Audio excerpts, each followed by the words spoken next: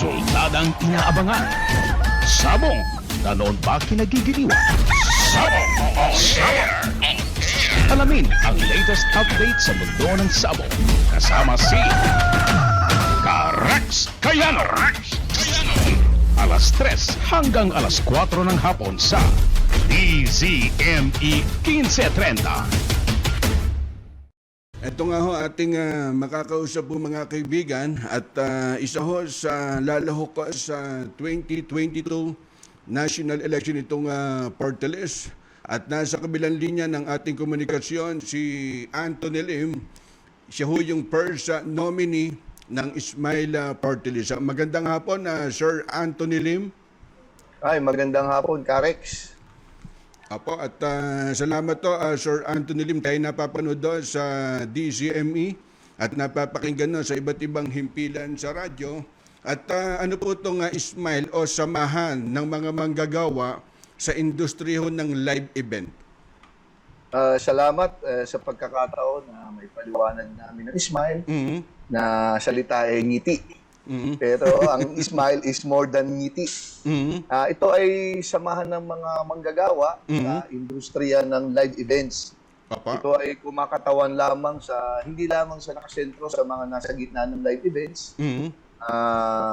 Nakasama rin dito yung mga performers, singers, actresses, and also those behind the scenes like crew, mga lights and sound technician. At gaano ho kadami ang miyembro ng inyong organisasyon na nais ninyong kumbaga yung katawanin na masasabi po ba natin na yung marginalized o yung sector doon sa inyong samahan, Sir Anthony?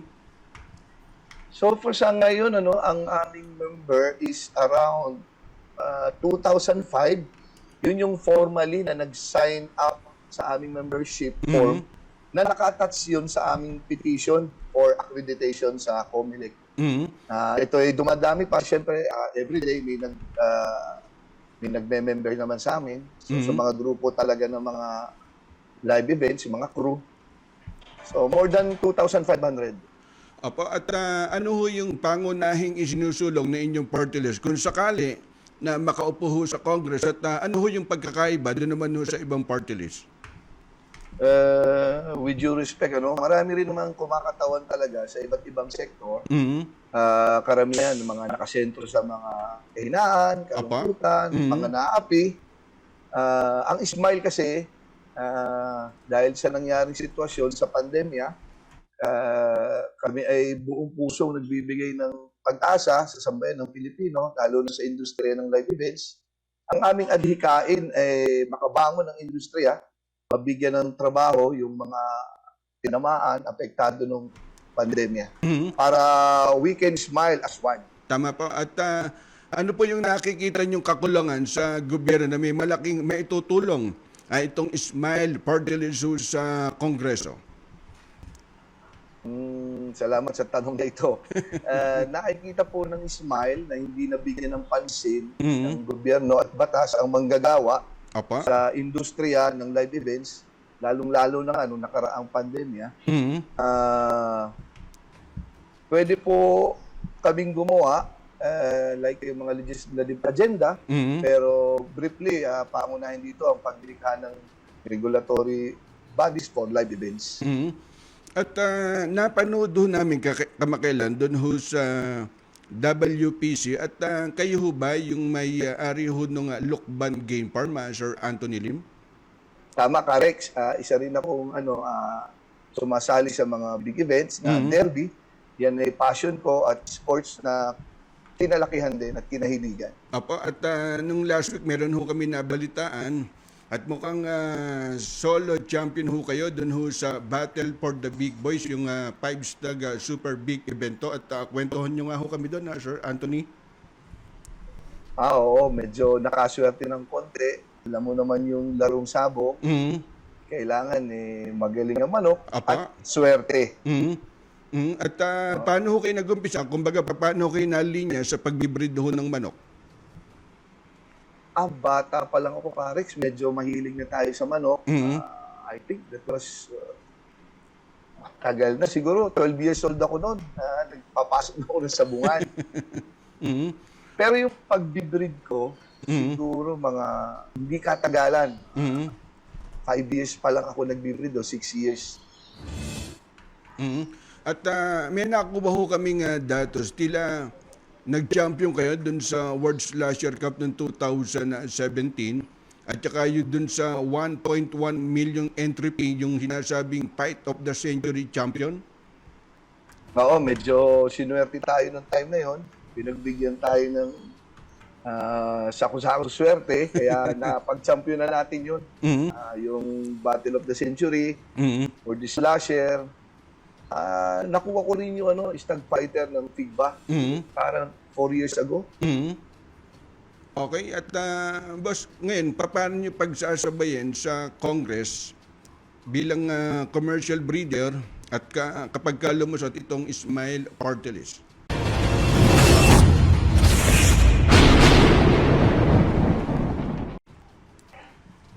Sa tingin ko naman, Tarek, medyo wala naman problema yon kasi medyo parehong nabibigyan natin ng oras. At saka ang pagbibreed naman, meron tayong naiiwan tao sa farm. Tama. Telepono lang, pwede nating utusan. Pero siyempre, yung pagsisetting ng mga broodcock, ako pa rin yun. Ito lang, Sir Anthony, habol ka lang may text dito mula sa Santa Rosa City, Laguna. Karix, ano bang sektor ng Ismail Portelis at kabubukas ko lang ng himpilan sa radyo? Actually, kasama rin ang Ismail sa marginalized group. Pinail namin yan sa Comelec, which is na-approve naman kami. Apa. At Sir, panghuli lang, pwede niyo bang ipakilala kung sino ho yung, kumbaga kayo yung first nominee, yung second at third nominee? Ang first nominee is ako, si Anthony Lim. Ang second nominee namin is si Attorney Aquino Ambray. Advocacy lawyer yon, particularly sa mga tao sa industriya ng live events. Ang pangatlo namin, third nominee, si Mr. Greg Villaberg, isang audio technician. Opo, at kapag ho nakapwesto itong Ismail Portelis, ano ho to? Kumbaga, ang magiging boses ho neto dun ho sa mga live event. Halimbawa, kagaya ho nung yung ibang nawalan ho ng trabaho sa panahon ho ng pandemic. Dun ho sa mga sound, sa mga ibang local radio station. Kumbaga, sakop po pa ditong Ismail Portelis? Lahat pwede naman tulungan ng Ismail, hindi lang yung mga nasa industriya ng live events. Apa? Pero more on, siguro, dahil isa sila sa grupo na bumuo ng Ismail, yung mga sa live events, mga audio technician, mga ibang kasamahan na involved sa live events, siguro priority natin na tulungan yon kung talagang kinakailangan, lalo nga nawalan talaga ng trabaho. Kami yung unang-unang nawalan, huling-huling papasok yung mga live events. Ito lang sabi ho ni Oscar, Sir Anthony. Karix, paano ho ba kami hihingi ho ng tulong kung sakaling magkakandak ho kami ng medical and dental mission through Ismail Portelis? Sa panahon ngayon, inaayos namin lahat ng pwedeng maitulong. Actually, hindi rin, dati pa naman, kahit hindi pa kami nagpa-file, nakakatulong naman ng Ismail. Apa? Minsan, nagde-day din kami ng ayuda. Siguro, i-text nyo na lang si Karix, at i-text na ako ni Karix kung saan yung area. Apa? Pwede naman tayo magpadala. Baka dumugin ako, Sir Anthony, tapos ipa-forward ko sa inyo at bahala ni staff nyo, kumbaga kumausap at mag-assist, magbigay ng tulong through Ismail Portelis kapag kami lalapit sa aming programa. Pwede naman yung Karex, text mo lang ako, tawagan mo lang ako para meron naman kami mga area leader. Tatawagan lang namin yun para tingnan kung ano yung dapat maitulong. Okay, at panghuli lang boss, at dun sa ating mga nakikinig, sumusubaybay sa mga bayang sabungero, abay bigyan mo nga sila ng tip kung baga paano nila mararating ang isang Anthony Lim ng Lokban Game Farm. Nako, pagdating sa mamanok, isa lang talaga ang iniisip ko diyan, Karex. Huwag tayong masyadong sumugal. More on passion lang, breeding lang tayo.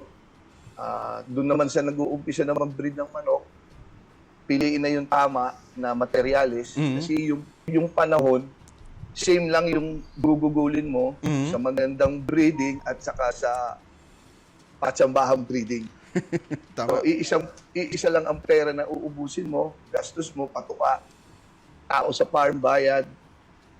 I-start mo na ng tama. Bili ka na ng mamahaling materyales para medyo alam mong maayos talaga yung kalalabasan. Okay, at kami nagpapasalamat po, Sir Anthony Lim, first nominee ng Smile Party List at may-ari ho ng Lukban Game Farm. Ano inaasahan ng ating kababayan kapag kayo nasa Congress na bilang Smile Party List?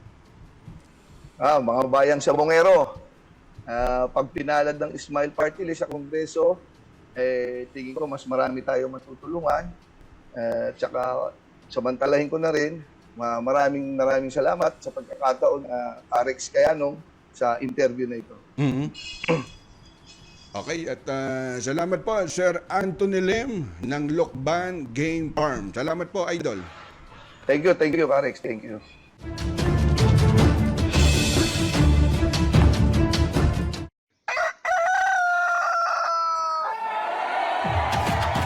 Soldadang inaabangan.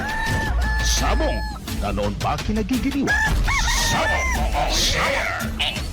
Alamin ang latest update sa mundo ng sabong. Kasama si Rex Cayano. Alas 3 hanggang alas 4 ng hapon sa DZME 1530. Sa pamamagitan ng state-of-the-art 25,000 watts, Umi Digital AM Power Stereo Transmitter. Ito ang DZME 1530. Numero 1 sa paghahatid ng mga sariwang balita, impormasyon, komentaryo, alik, musika at public service. DZME 1530. Una sa kanan, ang himpilang may paninindigan. Rex Kayanong sa Target On Air.